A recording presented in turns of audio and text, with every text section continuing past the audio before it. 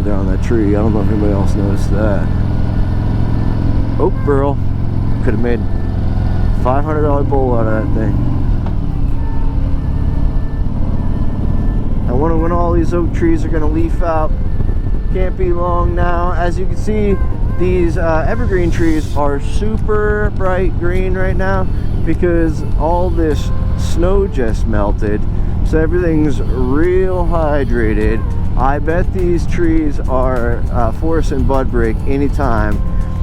What's wild is the snow melted, it got hot for one 24-hour period, and all of a sudden the grass was turning green, baby. It was just like overnight, and it got warm for a couple days, and then all of a sudden there was like a 2.5 day snowstorm where like it seriously dumped 3 feet plus and drift everywhere, and this is what we got the leftovers of right now. And then all of a sudden, like a light switched, turned on to 75-degree weather, and Lord wanted us to ride motorcycles, baby. So here we are. We've given him the offering.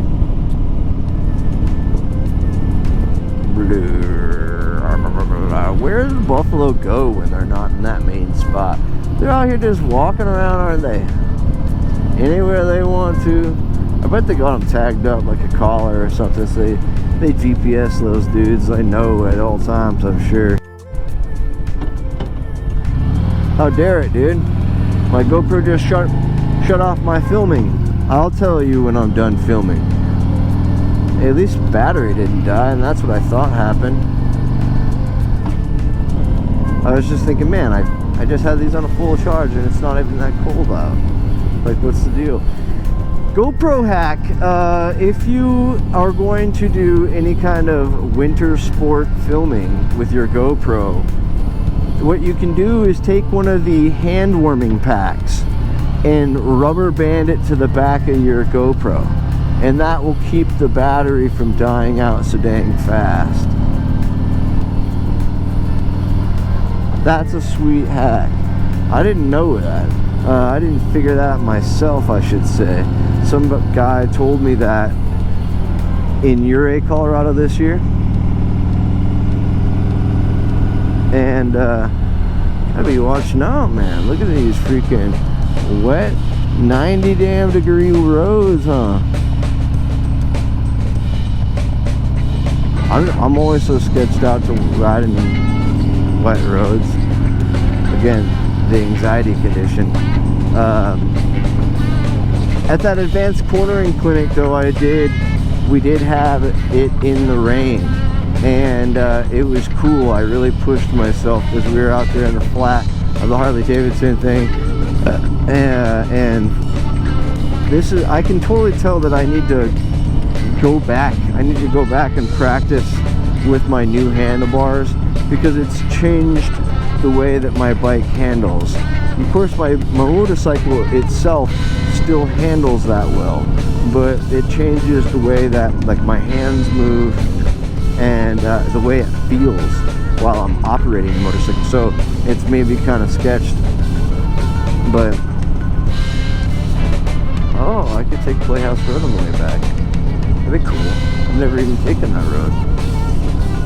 Not on the motorcycle.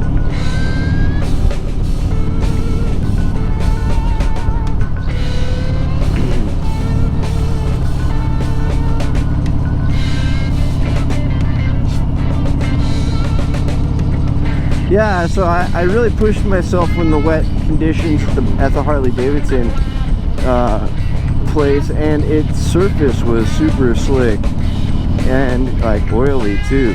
And there was times, you know, where I was scraping peg in the rain, and there was also times where I was trying to go scrape peg in the rain, and I could feel my back end squirreling out. So I had to kind of be careful.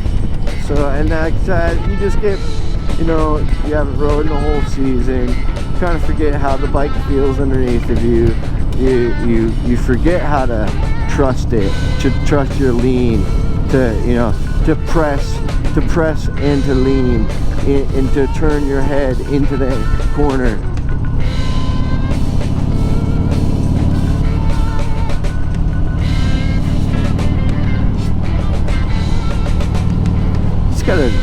brush off the dust, baby. Brush off the dust, no big deal. See, they're making some burn piles here, trying to thin out the forest.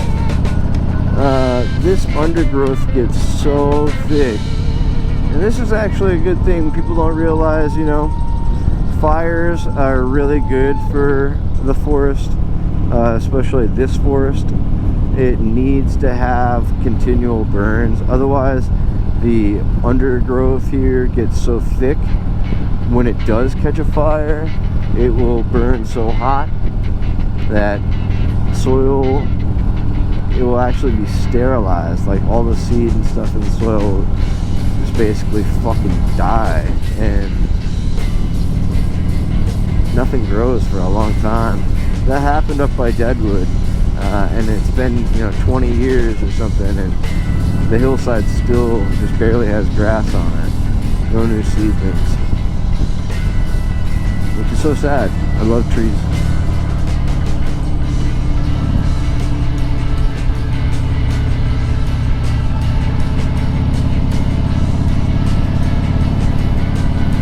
Oh, yeah, baby.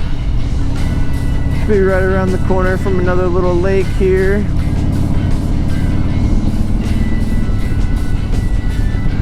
Stockade Lake, if I'm not mistaken. I was fortunate enough to go take a ride the other day up to Keystone, back around into Rapid, and man, it was beautiful. Oh yeah, so let me talk to you a little bit about. I'll do a full review about these handlebars after I've had them for a couple hundred miles. Right now, I think I've had them for about 80 miles, and I would say the first 80 have been great. You know, like a little getting used to, but no big. But you know, this summer I plan on doing a lot of riding. I'm thinking about going to the Tennessee Motorcycle Music Revival Festival in May.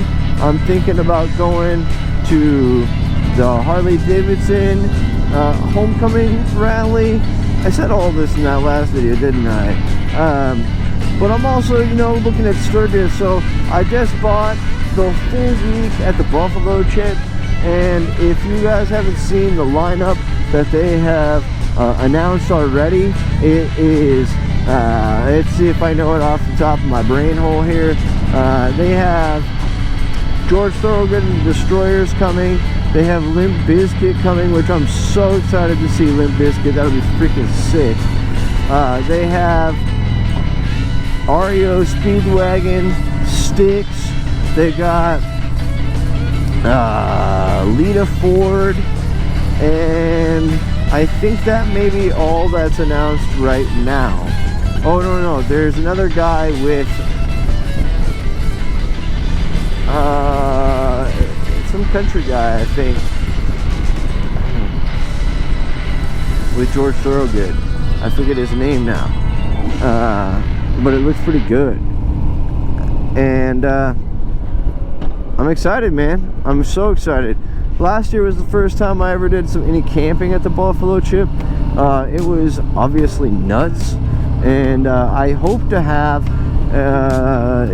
I have a VW van that I need to kind of get operational. I would love to have the operational van by the rally, by the rally time. That way I could have a little van to camp in, and not just doing it on the tent like last year. I mean, I think the tent thing was cool last year. When I set up my tent by the riding only camping area, it was right by the Bikini Beach, and man, there's no sleep to be had over there. After about 2 or 3 in the morning, you know, depending on my level of inebriation, I'm totally ready to go to bed. And there was no going to bed when you're parked next to a lowrider ST doing wheelies and burnouts, and they were just going crazy. And by the time, here's the tip on the Buffalo Chip, all right?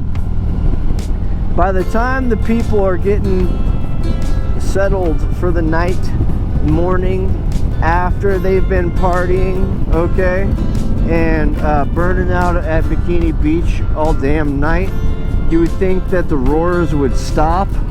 But by the time that the motorcycles roar like settles down from those drunkard people playing on their motorcycles, the morning roar of motorcycles from the early risers has started. So it really never stops. You'll just hear motorcycle engines the entire time. And you know, I love it. I love the fact that I get to experience that one time a week. But man, definitely I remember my energy levels slowing down towards the end of the week last year. Not a young buck no mo. Used to be able to handle it like a champ in my 30s. What's up, bud? Man, they're gonna slow me down to 35 right here for what?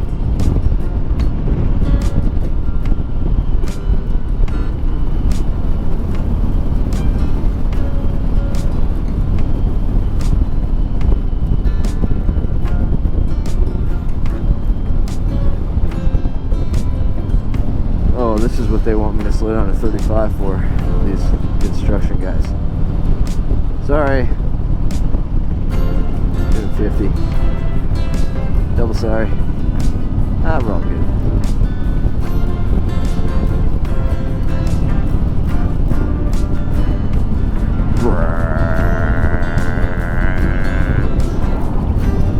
Yeah! Coming into Custer now. That's good. Gotta get my little bum to the courthouse and pay my registration. If not, they won't let me ride her on the road, and she's a road bike, yeah. So I figure I better follow the law. Boo. It is what it is. You gotta do it sometimes. Backhoe, no way. I love backhoes.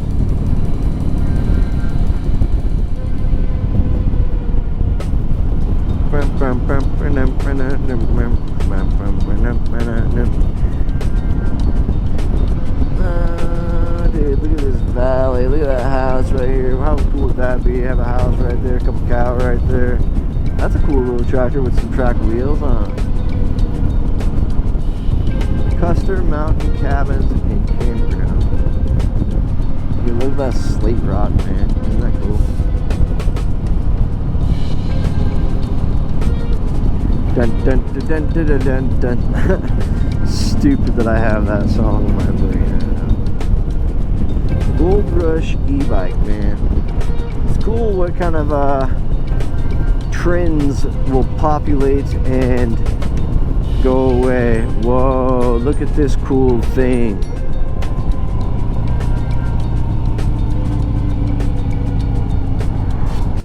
This guy is carrying this massive thing right here, man. Super cool.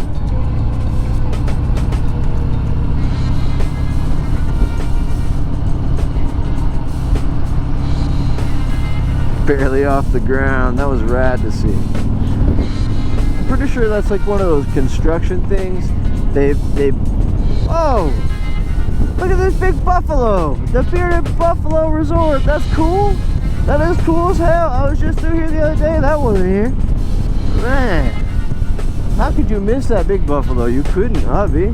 But you can't miss these freaking prairie dog holes either. Somebody needs to get out here and take care of these prairie dogs. And that's the thing. Carrying the plague around out here, dude. Oh, anyways, I think that construction tool, you know, they dig a big hole and then they put that metal thing in there, and I think it prevents dirt from kind of like sloughing off the side of the pit and filling in their hole again. It's like a wedge or something. I wonder what the name is.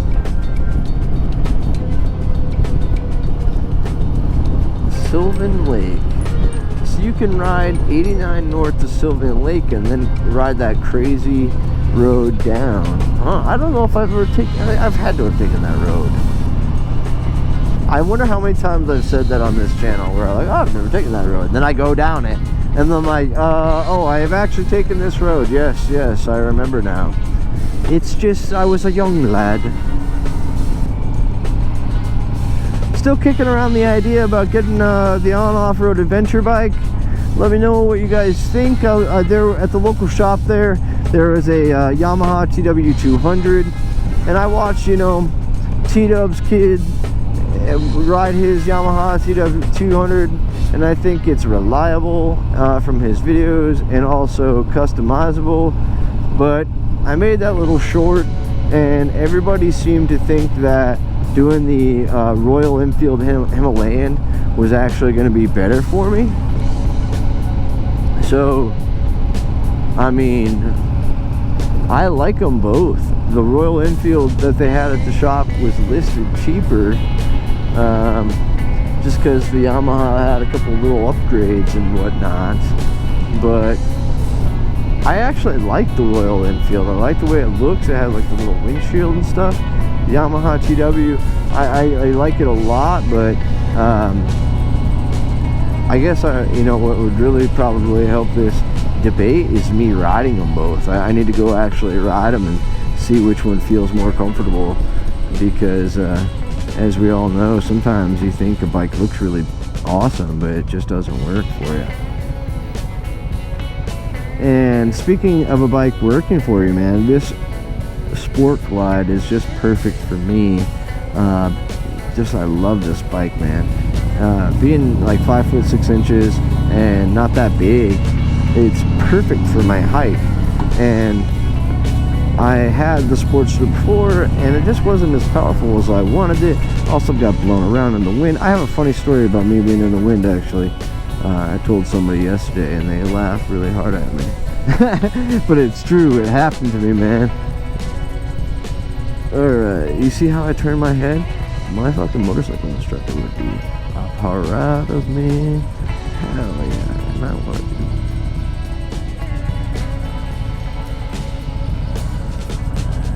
I bet if I went to, I would love to go to one of those more intense riding schools.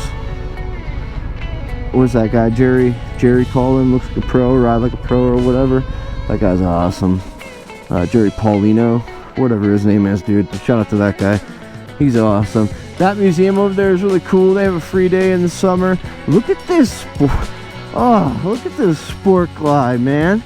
With those freaking mini apes and the saddleman seat and the blacked out tank bro with the blacked out with the low profile freaking